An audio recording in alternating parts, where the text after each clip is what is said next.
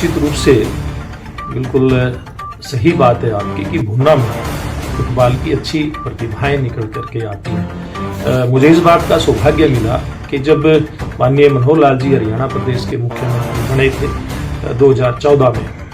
26 अक्टूबर को उन्होंने मुख्यमंत्री पद की शपथ ली थी और 30 दिसंबर को फतेहाबाद में आए थे मनोहर लाल जी। तब मैंने एक पहली घोषणा यहाँ भुन्ना के अंदर सरकारी कॉलेज वहाँ बने वो करवाई थी और ये बड़ी खुशी की बात रही हमारे लिए कि 2015 में उस कॉलेज ने काम करना शुरू किया, यानी कि एडमिशन उसमें होने शुरू हुए। तो वहाँ एक अच्छे ग्राउंड की जरूरत थी भुन्ना के अंदर, क्योंकि फुटबॉल का अच्छा वहाँ पर हमारा एक माहौल है, अच्छे खिलाड़ी भुन्ना से निकल करके आते हैं। तो मनोहर लाल जी से मैंने बात की थी, हमारा गोरखपुर प्लाट जिसने पहले भी CSR के पैसे से बैजलपुर गांव में हॉकी की सिंथेटिक टर्फ बिछाने का काम किया है, तो भुन्ना के गवर्नमेंट कॉलेज में भी CSR के पैसे से सिंथेटिक टर्फ फुटबॉल के खिलाड़ियों के लिए हो, वहाँ स्थापित हो, ताकि यहाँ से भी अच्छे मैदान पे यानी कि नई तकनीक के साथ खेल करके बच्चे अंतर्राष्ट्रीय स्तर तक पहुंचे। इसके लिए आग्रह किया था, वहां से भी कार्रवाई आगे बढ़ी है और इस भुन्ना कॉलेज के मैदान के अंदर हायर एजुकेशन वही मैं बता रहा हूँ, हायर एजुकेशन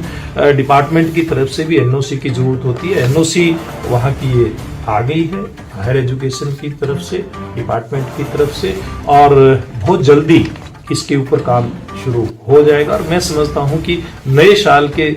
के शुरू में ही ये प्रोजेक्ट आगे गति पकड़ जाएगा और बहुत जल्दी ये वहाँ हमारे नौजवान जो हमारे भुन्ना के खिलाड़ी हैं, बल्कि भुन्ना नहीं बल्कि आसपास के क्षेत्र के खिलाड़ी भी आकर के वहाँ प्रैक्टिस कर सके, उनके काम आएगा। तो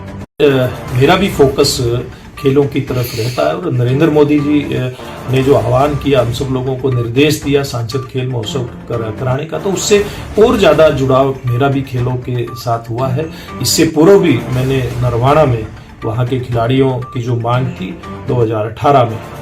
जिस समय मैं यहाँ विधायक भी था टोहाना में, माननीय मनोहर लाल जी से सिंथेटिक टर्फ हॉकी की उस ग्राउंड में मंजूर करवा करके और वो 2019 में बन करके वो तैयार हो गया था, बड़ा ग्राउंड बना। इसी प्रकार से हमारे जिले में ही चाहे बैजलपुर की लड़कियों की बहुत अच्छी टीम है, उस गांव की लड़के भी अच्छी हॉकी खेलते हैं। हॉकी के ग्राउंड में बैजलपुर में भी CSR जो का पैसा गोरखपुर प्लांट का है, उससे जो खेल का मैदान सिंथेटिक टर्फ युक्त तैयार हुआ है हॉकी का। और टोहाना में भी मैंने 2016 में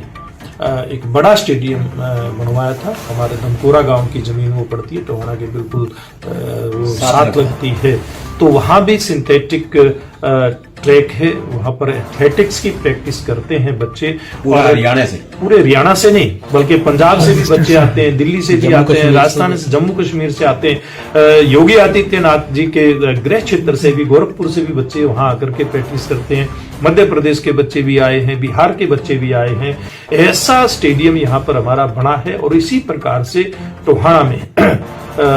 सेमी ओलंपिक साइज का स्विमिंग पूल मैंने टोहाना का जो बलियाड़ा हेड है वहां बनवाया है, वो भी अभी उसमें आ जाएगा, गतिविधि वहां भी शुरू हो जाएंगी, उसका भी टेंडर हो चुका है। अभी वहां की जो भी रिनोवेशन होनी है और जो भी टीम वहां उसको चलाएगी वो अपने तरीके से उसको कहीं कहीं मरम्मत का काम, उसका मरम्मत तो नहीं कह सकते, उसमें जो भी नई चीजें जोड़नी होती हैं स्विमिंग पूल में वो जोड़ने का वो काम कर रहे हैं। तो निश्चित रूप से हमारा पूरा फतेहाबाद जिला,